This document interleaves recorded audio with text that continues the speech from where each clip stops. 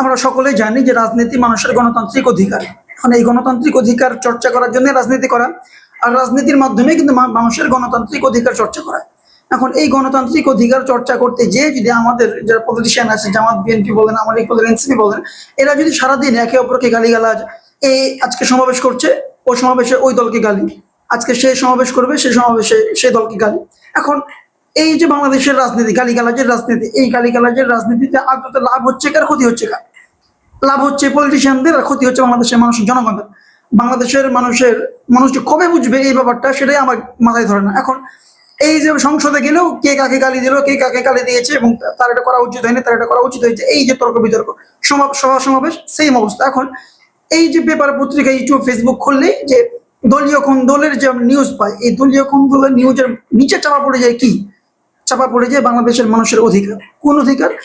যদি সাংবিধানিক ভাবে দেখতে চান, সাংবিধানিক ভাবে 15 অনুচ্ছেদ, সংবিধানের 15 অনুচ্ছেদ দেখি আপনারা দেখেন বাংলাদেশের মানুষের মৌলিক চাহিদা, এই মৌলিক চাহিদাগুলা নিয়ে আলোচনা করার কথা ছিল আমাদের পলিটিশিয়ানদের, কিন্তু তারা আবেদন করছে না। তারা করছে কি, কে কাকে গালি দিল, কে কাকে গালি দিল না। এখন টপিক হচ্ছে কি, যে কে কাকে গালি দিচ্ছে, কে কাকে গালি দিচ্ছে না, কে কাকে কি বললো। এবং টপিক হওয়া দরকার ছিল কি, যে দ্রব্যমূল্যের দাম কেন বাড়ছে, গ্যাসের দাম কেন বাড়ছে, বিদ্যুতের দাম কেন বাড়ছে, বাংলাদেশের উপরে যে এত ভারী একটা এই মানে ঋণ আছে, এই ঋণটি কিভাবে পরিশোধ হবে এবং কোন প্রক্রিয়াতে পরিশোধ হচ্ছে, বর্তমান বাজেটের যে 20% ঋণ পরিশোধের যেটা নেওয়া হলো, সেটা কিভাবে বাংলাদেশ সরকার ব্যাকআপ দিবে বা ব্যাকআপ দিচ্ছে, আর কর্মসংস্থান কিভাবে বাড়বে। বাংলাদেশের এখন অনেক মানুষ বিদেশে থাকে, বিদেশে যারা থাকছে তারা সেফলি থাকতে পারছে কিনা, আবার আমরা বিদেশে প্রবাসীদের সংখ্যা কিভাবে বাড়াতে পারি এবং বিদেশ থেকে কিভাবে অর্থনৈতিক আমাদের ওই অর্থনীতি রেমিটেন্স কিভাবে বৃদ্ধি করতে পারি, এই ব্যাপারগুলো হচ্ছিল যে টপিকের ব্যাপার, আলোচনা করার ব্যাপার। কিন্তু তারা তা করছে না। তারা করছে কি, এই গালিগালাজ তারা কেন করছে? তাদের উদ্দেশ্য একটাই, গালিগালাজ করতে শ্রম লাগে না, পয়সা লাগে না। এখন এই কাজগুলো যদি ভালো কাজ করতে শ্রম লাগে, পয়সা লাগে, মেধা লাগে, এই কাজ তারা করবে না। তাই তারা এই তাদের মতো করে জামাত, বিএনপি, আওয়ামী লীগ, এনসিপি সবার মতো করে একে অপরের পিছনে লেগে আছে, কিন্তু জনগণের পিছনে কেউ লেগে নেই। আসলে দিন শেষে জনগণই ভুক্তভোগী।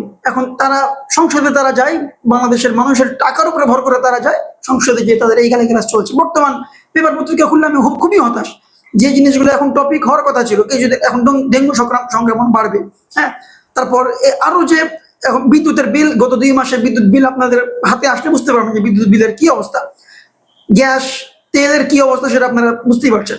আর এই যে সরকারি যারা চাকরি করছে, এদের একটা এই পেনশন বাড়ার কথা আছে, এখন কতদিন থেকে তাদের এই পেনশনটা বাড়েনি, এখন বাড়বে। এখন এই পেনশন যে কতটুকু তাদের বাড়াচ্ছে এবং বর্তমান বাজারের সাথে সেটা সামঞ্জস্যপূর্ণ হয় কিনা, এই যে ব্যাপারগুলো আর নানান বাংলাদেশের পলিটিক্স করার মতো টপিকের অভাব নাই, কিন্তু বাংলাদেশের পলিটিশিয়ানরা গালি সালে তারা কোনো পলিটিক্স বুঝে না, একে অপরকে গালি দিবে, এই আর গালি শুনবে, এর গালি ডিফেন্স করবে, এই তাদের পলিটিক্স। আর এই পলিটিক্সের মধ্যে ধামাচাপা পড়ছে বাংলাদেশের মানুষের, জনগণের অধিকার। এখন বাংলাদেশের মানুষ আমরা তো অসচেতন, আমরা তাদের কথায় হাততালি দিই, তারা যখন ফেসবুকে গালাগালি করে, মারামারি করে, তাদের পোস্ট শেয়ার দিই না। ভাই কেন পোস্ট দিব তাদের শেয়ার? আমি তারা মেরে খেলে আমার কি? এখন আপনি বলতে পারেন, হ্যাঁ আপনি এই কথা কেন বলছেন, তারা মেরে খেলে আমাদের কি? মানে আরে ভাই, তাদের মুখ থেকে যে কথাগুলো বেরোনোর দরকার ছিল সেটা তো বেরোয় না। একটা সমাবেশ চলছে, সেখানে যে তুমি মানুষের অধিকারের কথা বলো, অমুক দলের নেতাকে তো গালি দেওয়ার দরকার নেই, অমুক নেতা কি করলো, কার সাথে ধরা পড়লো, দরকার নাই তো। যদি দুর্নীতি করে, প্রমাণ নিয়ে কথা বলো যে আপনি দুর্নীতি করেছেন। তারা যদি লুটপাট করে থাকে, আপনি প্রমাণ নিয়ে কথা বলো আপনি লুটপাট করেছেন, তবে হয়তো তার দলের লোক তো আপনাকে মারার সাহস পায় না বা গালি দেওয়ার সাহস পায় না। এখন আসল জায়গাতে না যে সবাই এই যে ব্যাকফুটে নিয়ে ঘাটাঘাটি, তাহলে আসল কাজগুলো ধামাচাপা পড়ে যায়, তাদের সকলের সুবিধা হয়, লুটপাট করে সবাই খেতে পারে, আর ভুক্তভোগী হয় বাংলাদেশের মানুষ, জনগণ। এখন বাংলাদেশের মানুষ যদি এখনো এগুলো না বুঝে, এই পলিটিক্স গুলা, বাংলাদেশের মানুষের জীবনে উন্নতি সম্ভব না।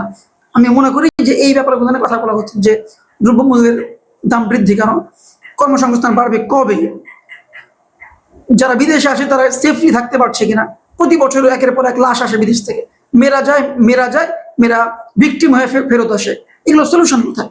এখন তাদের উচিত ছিল এগুলো নিয়ে কথা বলা, তারা করছে মারামারি। এখন এই মারামারি যদি তাদের চলতেই থাকে, আপনারা যদি তাদের পক্ষ থেকে তাদের পোস্ট শেয়ার দিতেই থাকেন, তবে ভুক্তভোগী হবে কারা? ভুক্তভোগী আপনারা, আমরা নিজেরাই।